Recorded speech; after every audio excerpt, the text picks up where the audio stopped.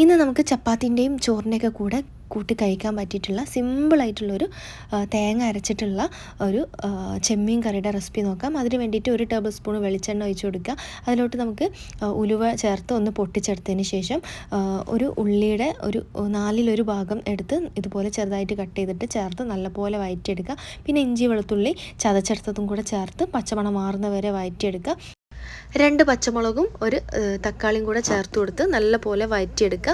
ഒന്ന് സോഫ്റ്റ് ആയിട്ട് വരുന്ന സമയത്ത് 1/2 ടീസ്പൂണോളം മഞ്ഞൾപ്പൊടിയും 1/4 ടീസ്പൂണോളം മുളക് പൊടിയും 1 ടേബിൾ സ്പൂൺ മല്ലിപ്പൊടിയും കൂടെ ചേർത്ത് ഒരു ലോ ഫ്ലെയിമിലിട്ടിട്ട് നല്ലപോലെ ഇതൊന്ന് വഴറ്റിയെടുക്കുക. അതിൻ്റെ പച്ചമണമൊക്കെ ഒന്ന് മാറി വരുന്ന സമയത്ത് നമുക്ക് 1 കപ്പ് പുളിവെള്ളം കൂടെ ചേർത്ത് കൊടുക്കാം. പുളി ചെറിയൊരു പീസ് പുളി എടുത്താൽ മതി കേട്ടോ, ഒരു നാരങ്ങ വലുപ്പത്തിലുള്ള.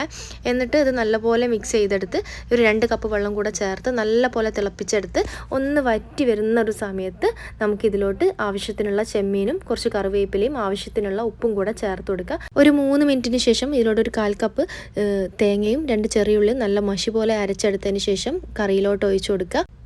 ലോ ഫ്ലെയിമിൽ നമുക്ക് ചെറുതായിട്ടൊന്ന് തിളപ്പിച്ചെടുത്ത് നമുക്ക് ഇത് ഫ്ലെയിം ഓഫ് ചെയ്ത് സെർവ് ചെയ്യാവുന്നതാണ്. വളരെ സിമ്പിളായിട്ടുള്ളൊരു കറിയുടെ റെസിപ്പിയാണ് കേട്ടോ.